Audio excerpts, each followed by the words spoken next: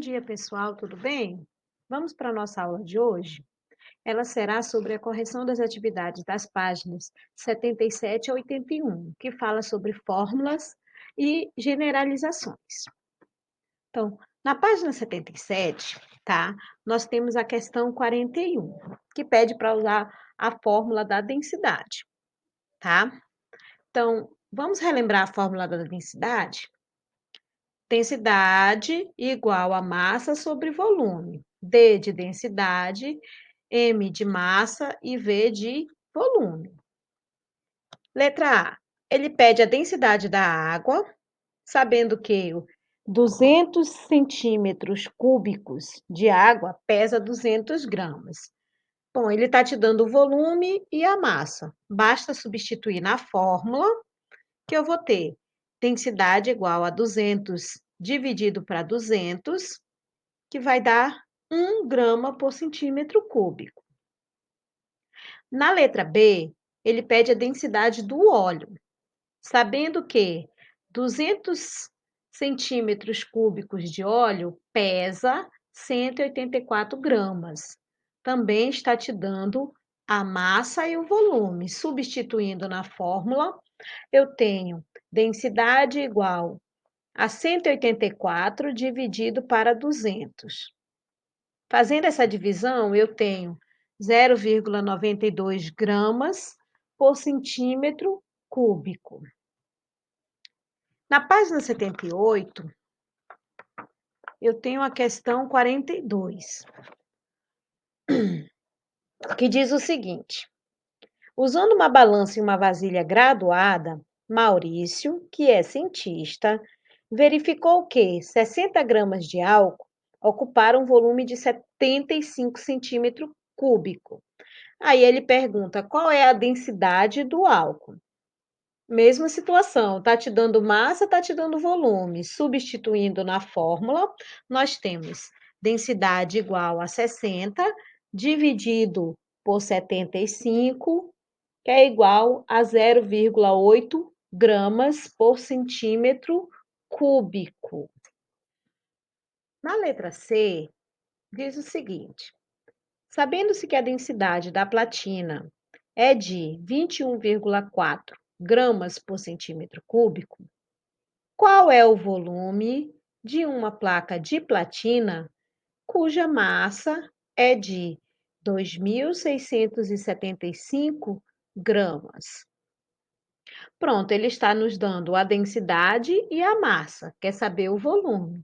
Então, pegamos a formulazinha da densidade, que é densidade igual a massa dividido pelo volume. Logo, para saber o volume, basta eu pegar a massa e dividir pela densidade, substituindo pelos valores que ele está nos dando, nós vamos ter volume igual 2.675 dividido para 21,4 igual a 125 centímetros cúbicos. Na página 79, nós temos a seguinte situação. Ele pede para que vocês utilizem a fórmula, tá? De quilowatts-hora, que fornece o número de quilowatts-hora. Então, vamos relembrar essa fórmula? Ela é desse jeito aqui. K igual a T vezes W dividido por 1000, onde K é o número de quilowatts-hora, T é o número de horas e W o número de watts. Então, vamos responder as questões? Na questão A, diz o seguinte: quantos quilowatts-hora são gastos por uma lâmpada de 100 watts, que fica ligada 8 horas por dia durante 30 dias? Bom, ele já está me dando watts, só que ele não está me dando o tempo, o Tzinho, tá? Que é o tempo que ela fica ligada durante esse período. Ela diz só o seguinte, que ele fica ligado 8 horas por dia durante 30 dias. Então, o tempo total aí eu não tenho, esse T horas aí eu não tenho ainda. Mas vocês vão calcular da seguinte maneira: multiplica 8 horas por dia vezes 30, que vai dar 240 horas por mês. Ou seja, em 30 dias eu tenho gasto 240 horas, certo? Então, substituindo na fórmula, eu tenho K igual a 240 vezes 100 dividido por 1.000. 240 vezes 100 dá 24.000. Dividido por 1.000, sobra 24 quilowatts hora. Na letra B, ele diz o seguinte: se cada quilowatt-hora custa 31 centavos, qual é a despesa que se terá com a lâmpada que a gente utilizou no item A? Bom, a gente já sabe que essa lâmpada, ela gasta 24 quilowatts-hora, certo? Então, para saber o total de despesa com essa lâmpada, basta que a gente multiplique por quanto custa 1 quilowatt-hora, que no caso aqui é 31 centavos. Ao multiplicar, eu vou chegar ao resultado de R$ 7,44. Isso é o que essa lâmpada custa, tá? É essa despesa que essa lâmpada dá. Na página 80, nós temos a questão 45, de tomada de decisões, tá? Diz o seguinte: uma locadora de veículos concorrente da Aluga Fácil oferece outras condições de aluguel. Veja ao lado. Bom, aluga rápido, ou seja, R$ 35 por dia, incluído o seguro, mais 20 centavos por quilômetro rodado, certo? Essa é a maneira que essa concorrente aluga. Então, vamos responder. Ele quer saber qual é a fórmula que fornece o custo, chamado de C, do aluguel neste caso. Bom, nós temos R$ 35 por dia, ou seja, 35D, que representa dia, mais 0,2 Qzinho que a gente vai representar o quilômetro rodado, ok? Então, ficaria desse jeito. C igual a 35 vezes D mais 0,20 Q. Substituindo aqui na letra B, porque ele diz o seguinte, que Roberto alugou um carro desta locadora e rodou 40 quilômetros em 2 dias. Quanto ele pagou? Quero saber qual foi o custo. Substituindo na B a formulazinha da A, nós temos a seguinte situação. C é igual a 2 vezes 35, ou seja, 2 dias vezes 35, mais 40 quilômetros vezes 0,20. 2 vezes 35, 70. 40 vezes 0,20 dá 8. 70 mais 8 igual a R$ 78. Letra C. Camila rodou durante 3 dias e pagou R$ 115. Quantos quilômetros ela rodou? Substituindo na fórmula, tá? Só que agora ele quer saber quantos quilômetros. Então, ficaria assim: 0,20Q igual a 115 menos 3 vezes 35. Logo, eu teria 0,20Q igual a 10. Por quê? 115 menos 105 vai dar 10. Q igual a 50 quilômetros, certo? Giovana pagou R$ 110 e viajou 200 quilômetros. Quantos dias ela viajou por essa companhia? Então, vamos lá, substituindo tudo na formulazinha. 35D mais 40 igual a 110. 35D igual a 110 menos 40, porque isso é uma equação do primeiro grau. Lembra? O que não tem variável vai para o outro lado, mudando o valor. 35 igual a 70, logo D igual a 2 dias, porque 70 dividido para 35, 2. 2 dias. Na página 81, nós temos a questão 46, que diz o seguinte: use as generalizações dadas e identifique os números que são quadrados perfeitos. Então, vamos relembrar o que são quadrados perfeitos. São aqueles números que são resultado de um produto do número por ele mesmo. Exemplo, 4 é um quadrado perfeito. Por quê? 2 vezes 2 é 4. Então, ele nos dá vários números aqui, quer que a gente indique quais são os que são quadrados perfeitos, tá? Então, utilizando a generalização, a gente tem que os quadrados perfeitos é igual a um número elevado ao quadrado. Ou podemos decompor os números. Então, vamos utilizar o 784 como exemplo. Vou dividir ele por 2, vai dar 392. Divido esse valor por 2, deu 196. Dividindo esse valor por 2, deu 98. Dividindo esse valor por 2, dá 49. 49 dividido por 7, dá 7. 7 dividido para 7, dá 1. Então, vamos escrever essa decomposição em forma de produto. Eu vou observar que eu tenho 2 vezes 2 vezes 7, que dá 28, e depois eu tenho também 2 vezes 2 vezes 7, que dá 28. Então, logo, eu posso escrever da seguinte maneira: 28 vezes 28, que é a mesma coisa que 28 ao quadrado, que dá 784, certo? Então, vocês vão tentar verificar quais são os outros.